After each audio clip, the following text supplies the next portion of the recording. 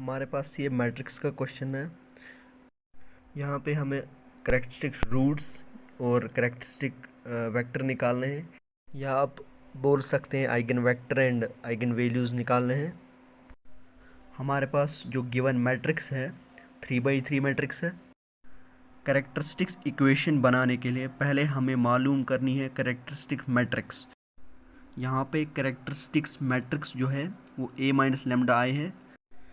Characteristic equation मालूम करने के बाद हमने करेक्टरिस्टिक पॉलिनोमियल मालूम करना है, और करेक्टरिस्टिक पॉलिनोमियल मालूम करने के लिए या तो हम डिटर्मिनेंट का मेथड यूज़ करते हैं। यहाँ एक इक्वेशन है lambda cube minus P lambda square plus Q lambda minus of det of A is equal to 0। अगर आप डिटर्मिनेंट मेथड यूज़ करते हो तो आप या बाई कॉलम कर सकते हो या बाय रो कर सकते हो, या तो आपने इस equation lambda cube minus P lambda square plus Q lambda minus data of A is equal to 0, इससे आपने करेक्टरिस्टिक पॉलिनोमियल बनानी है।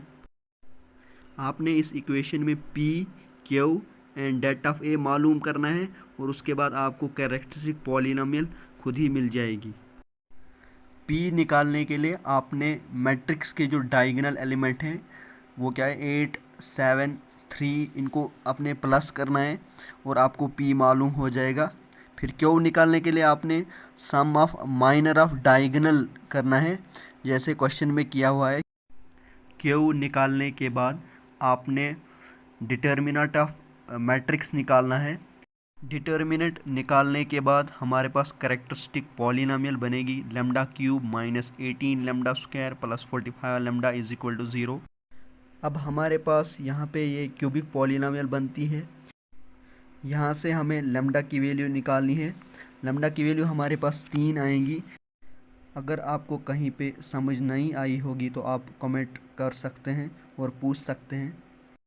अब हम एक आइगन वेक्टर लेते हैं x कॉरस्पॉन्डिंग टू लेमडा की वैल्यू हम 0 लेंगे।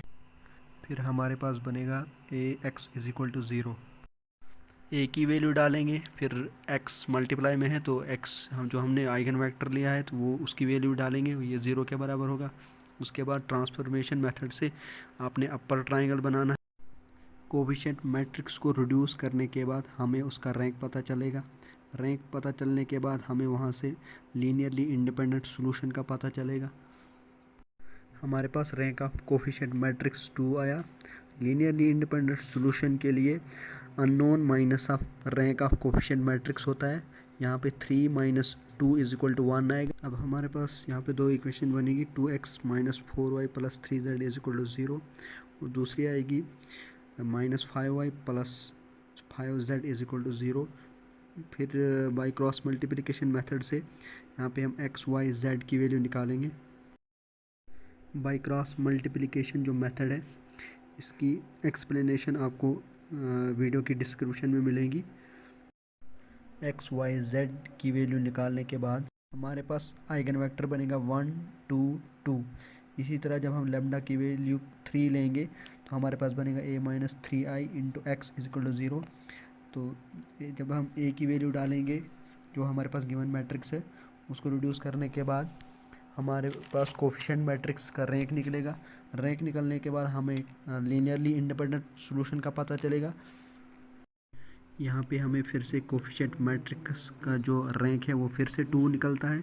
तो लीनियरली इंडिपेंडेंट जो सॉल्यूशन होंगे वो 3 माइनस 2 इज इक्वल टू 1 होंगे। अगर कोफिशिएंट मैट्रिक्स का रैंक 3 होगा तब 0 लीनियरली इंडिपेंडेंट सॉल्यूशन होंगे, और अगर कोफिशिएंट मैट्रिक्स का रैंक 1 होगा तो वहाँ पे 2 लीनियरली इंडिपेंडेंट सॉल्यूशन होंगे। अब हमारे पास यहाँ पे दो इक्वेशन बनती है minus X minus 2y minus 2z is equal to 0 plus 2y plus z is equal to 0। इनको बाई क्रॉस मल्टीप्लिकेशन मेथड से सॉल्व करेंगे तो हमारे पास x y z की वैल्यू आएगी। बाई क्रॉस मल्टीप्लिकेशन मेथड से सॉल्व करने के बाद हमारे पास x जो आता है वो -1, y -1/2, z जो आता है वो 2 आता है। आइगन वेक्टर बनेगा हमारे पास -1 -1/2 एंड 2। इसी तरह जब हम लेमडा की वैल्यू 15 डालेंगे और रिड्यूस करेंगे कोफिशिएंट मैट्रिक्स को जब हम इस कोफिशिएंट मैट्रिक्स को रिड्यूस करेंगे, अपर ट्रायंगुलर फॉर्म में लाएंगे, तो हमारे पास रैंक 2 आएगा और लीनियरली इंडिपेंडेंट सॉल्यूशन जो होंगे वो 3 - 2 = 1 होंगे। फिर हमारे पास दो इक्वेशनें बनेंगी, -x plus 2y plus 6z = 0, 0x - 20y - 40z = 0। दूसरी इक्वेशन को हम करेंगे -20 से डिवाइड, तो हमारे पास बनेगा 0x plus y plus 2z = 0। फिर बाई क्रॉस मल्टीप्लिकेशन मेथड से हम x y z की वैल्यू निकालेंगे और ये हमारी तीसरी आइगन वेक्टर बन जाएगी। तीसरी आइगन वेक्टर बनेगी 2 - 2 1। हमारे पास सारी आइगन वेक्टर्स जो बनेगी, या आप कह सकते हैं करेक्टरिस्टिक वेक्टर्स, वो हैं 1 2 2 -1 -1/2 2 एंड 2 - 2 1।